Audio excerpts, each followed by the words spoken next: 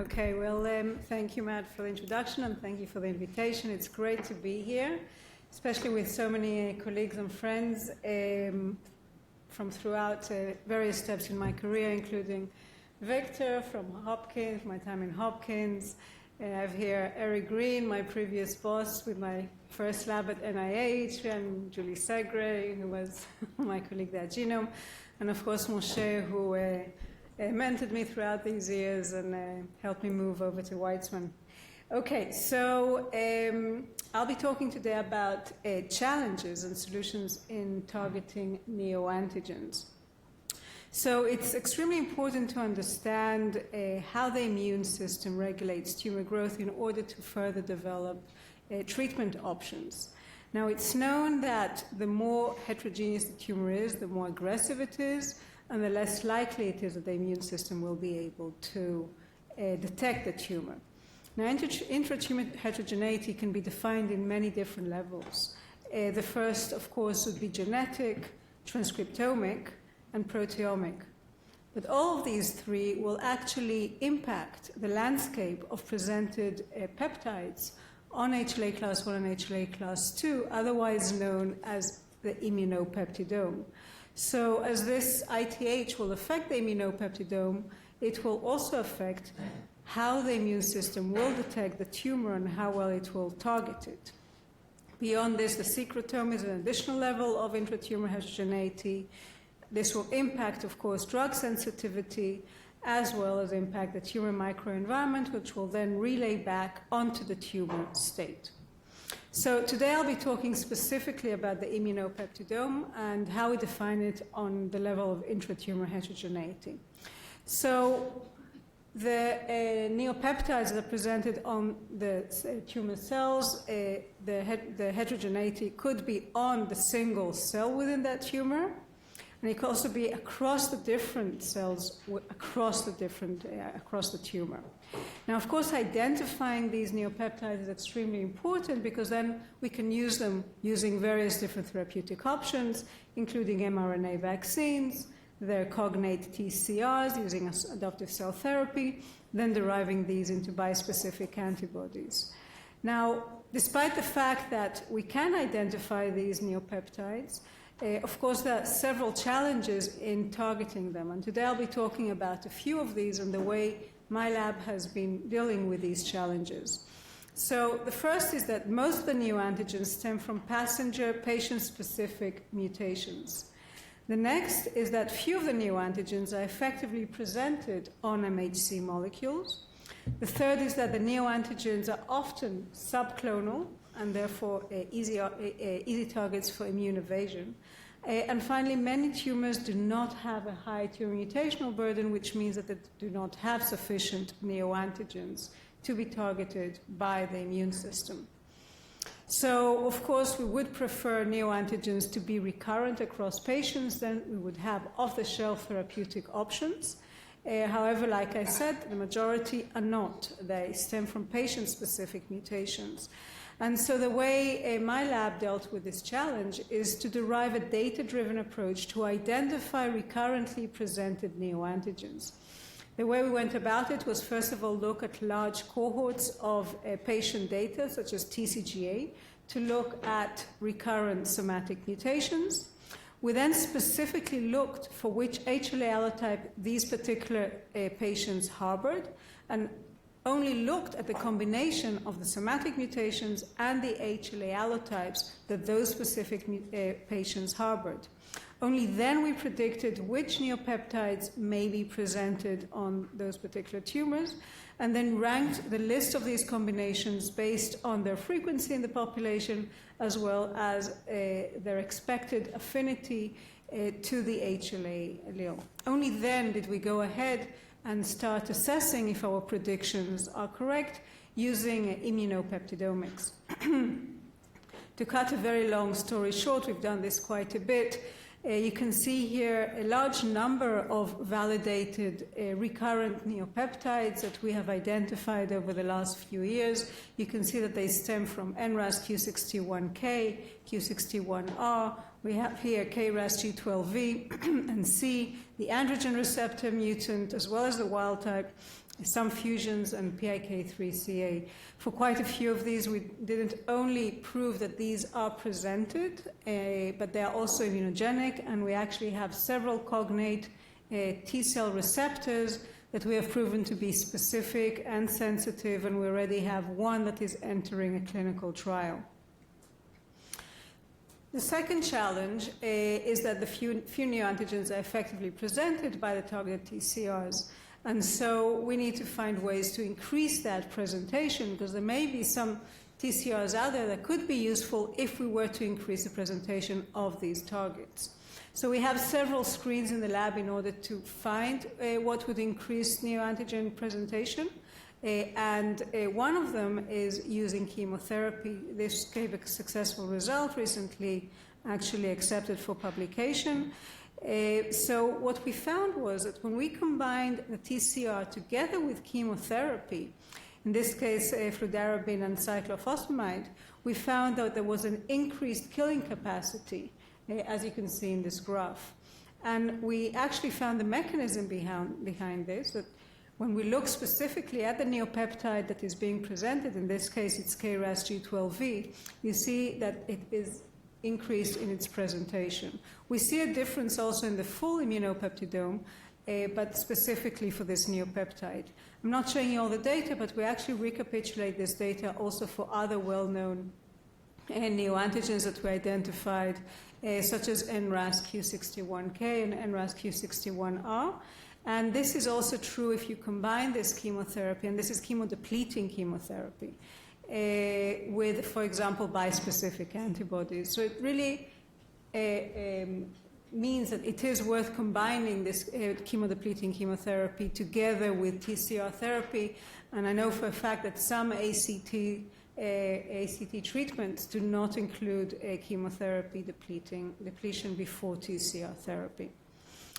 The third challenge is that the neoantigens are often subclonal, and therefore they will be ineffective targets. And so one solution that we hypothesized may work is that we could reduce the intratumor heterogeneity by applying a selective pressure, that this will then enrich the clonal neoantigens that are derived from the drug-resistant mutations. And so to test this hypothesis, we derived a data-driven approach that is called Spot NeoMet. Basically what we did here, we took TCGA data, compared it to Hartwig data, specifically for metastases. So we compared somatic mutations in primary versus metastatic tumors. We went through a whole set of filters looking for hotspot mutations and predicted which ones of these hotspot mutations are probably presented. This is now actually just accepted to Cancer Discovery, so all the data will be there. And we got a very nice list of 260 unique hotspots. And so we moved on to test, and so if you look at it in this way, you can see that specifically we have a large number of somatic or predicted neopeptides that are found within the metastatic samples compared to the primary samples, just as expected. And you see that all of these are clonal, and they are post-targeted treatment options, and that several interesting targets here, including the EGFR mutation and the ESR1 mutation that we heard about earlier. We decided in this case to focus on this particular somatic mutation and this neopeptide that was predicted. And indeed, we performed immunopeptidomics and proved that this neopeptide is indeed presented, is indeed immunogenic, and we've identified 3 cognate T-cell receptors towards it that are all targeting it specifically and efficiently. And here you can see an example of an adoptive cell transfer therapy where we added our TCR to splenocyte-derived T cells and treated mice that were injected with the tumors that are presenting the target neoantigen. You see a very nice control here of tumor growth. And we actually saw this for more than one of the TCRs. So this is a nice way to increase the targeting of non-clonal neoantigens. I'll talk now about challenge number 4, and this will be more of my focus. So, like I said, we can find neopeptides, but mostly, even if it is a very highly mutated cancer type like cutaneous melanoma, there will be very few neopeptides actually identified by immunopeptidomics. This is, of course, even more true when we're looking at low human mutational burden patients. So we need to find ways to expand the pool of targetable neoantigens. So we need to remember that, of course, cancer cells have a very different biology to normal cells, and that these cancer-specific processes are reflected on the level of the immunopeptidome. So we can actually take advantage of these hallmarks of cancer in order to try and find specific landscapes that are cancer-specific and then target those. And so we decided to test this first by looking at bacterial infections. And so what we did is we sequenced, we performed single 16S ribosomal RNA bacterial sequencing to look at the landscape of the microbiome found in cutaneous melanoma metastases. We then performed immunopeptidomics on these same samples and analyzed the data. So basically we took the protein sequences of these bacteria, included them into our database, and then aligned the masses that we got out of the mass spec and checked whether we can identify any bacterial-derived peptides that are found on HLA class 1 and HLA class 2. And to our surprise, they were there. So we have here 17 metastatic melanomas. We found 248 unique HLA class 1 associated bacterial peptides, 35 that were presented on HLA class 2. We were lucky to have autologous TILs, tumor-infiltrating lymphocytes from these patients, so we checked their reactivity towards these presented neopeptides, and indeed we found that quite a few of them were immunoreactive. And so this is one way to enlarge the antigenic space. Now, another hallmark of cancer is the dysregulation of translation machinery components. This is especially true under stress conditions. So we decided to focus on this particular aspect and first of all checked one particular stress response, which is increased interferon gamma that the tumor is exposed to, in this case from T cells.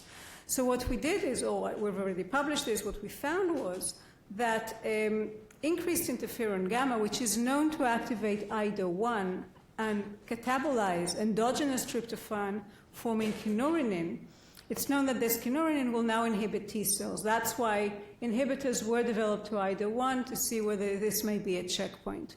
But no one checked what happens within the cell when there's no tryptophan within it, and that's exactly what we did.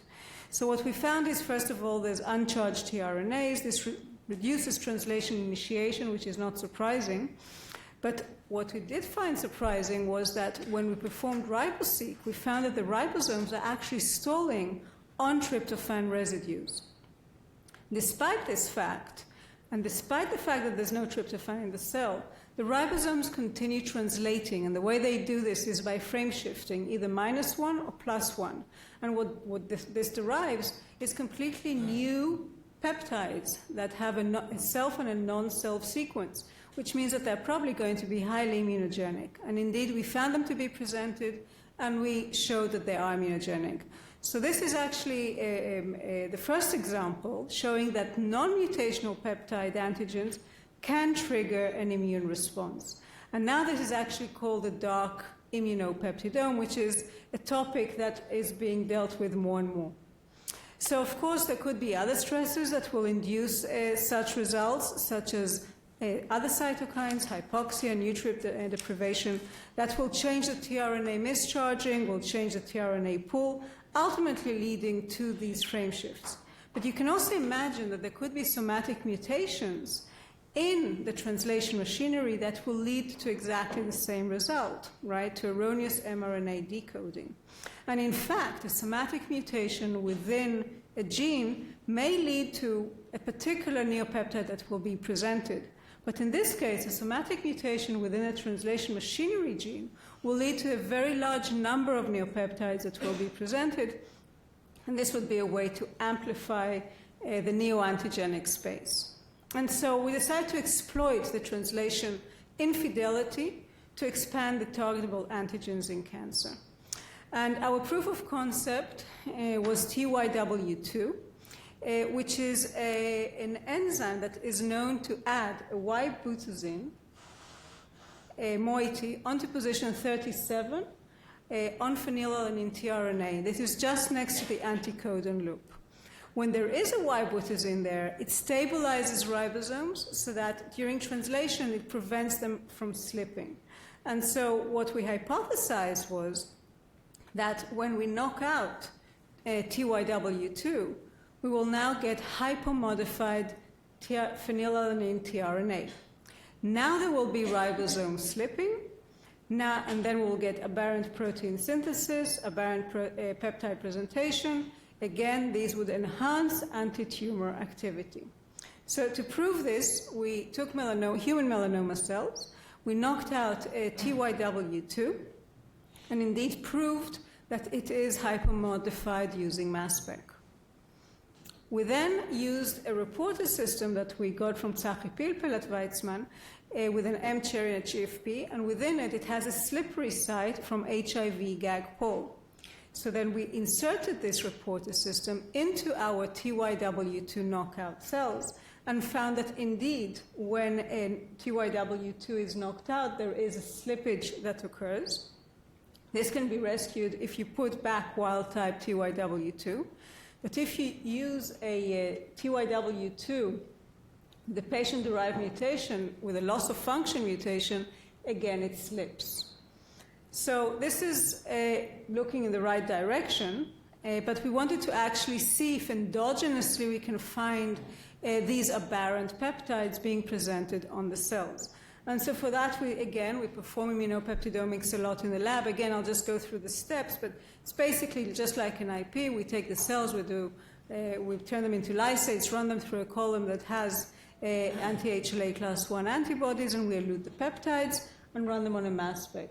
The analysis, of course, here is key. The way I described it before, it's a proteogenomic approach where when I described the bacterial sequences being added to the database, in this case, it's actually a de novo peptide sequencing followed by peptide prism search, which actually doesn't limit the FDR, because at this point we have a very, very large database. The results of this was that we found lots of out-of-frame peptides. And you see this very, very nice cluster. What we basically see, we're comparing peptide sequences. The sequences are not so important. You can't see them clearly here. But the point is that if you compare the wild-type cells to 3 different TYW2 knockouts, we can clearly see a very large number of out-of-frame peptides that occur specifically in the knockout cells compared to the wild-type clone. And I told you, when we're looking for classical neopeptides, we're lucky to even find 5.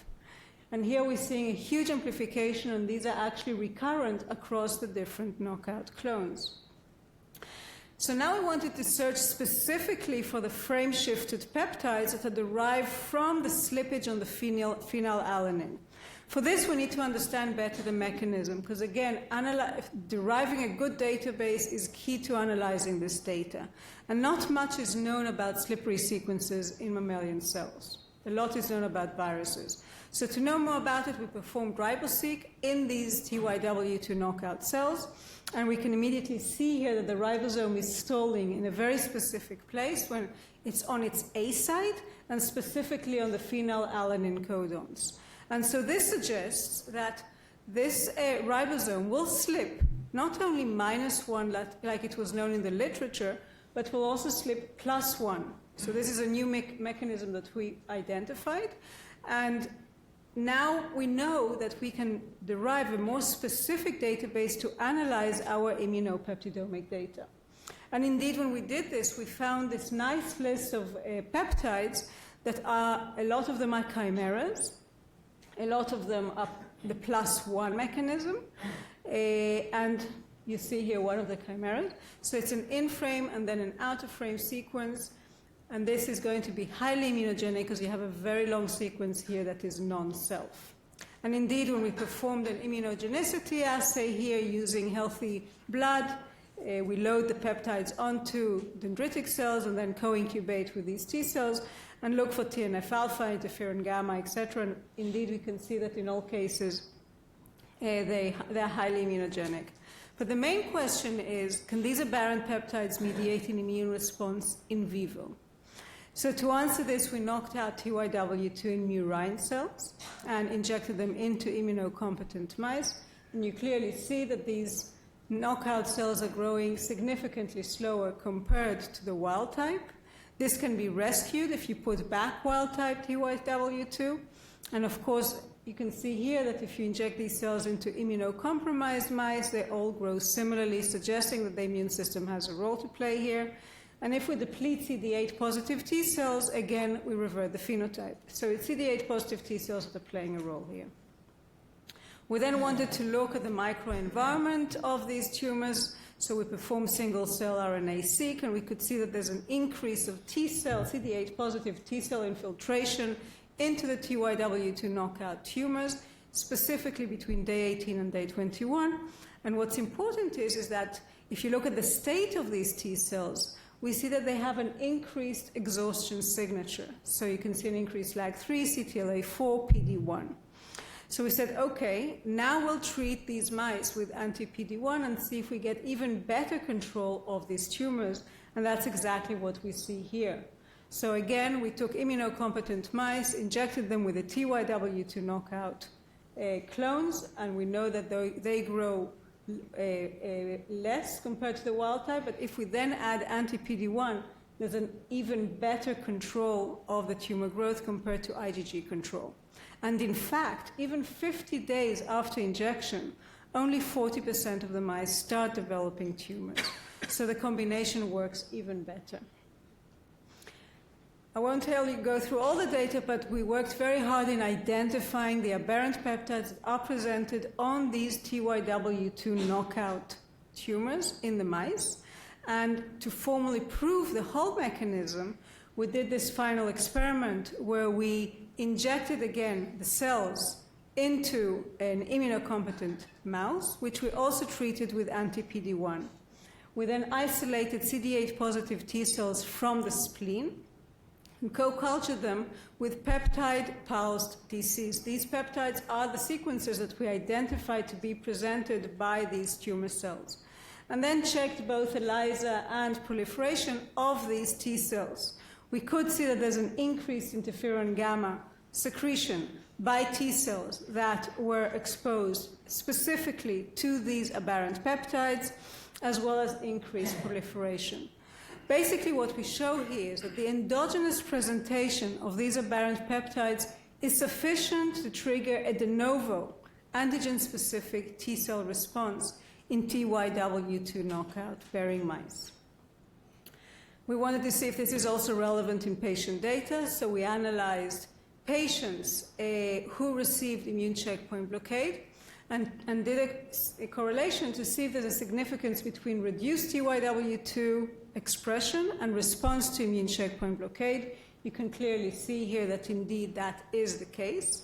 The beauty is that this is independent of tumor mutational burden, so this is a biomarker in its own right. And if we reanalyze the data specifically for low tumor mutational burden patients, the significance remains. So I hope I convinced you today that it is worth targeting the translation machinery in order to increase the tumor immunogenicity. And that's exactly what we're doing now. We're developing inhibitors to TYW2. We're doing an in vivo systematic screen of additional translation fidelity factors, because we don't think TYW2 is the only one. We already have one that is looking even better than TYW2.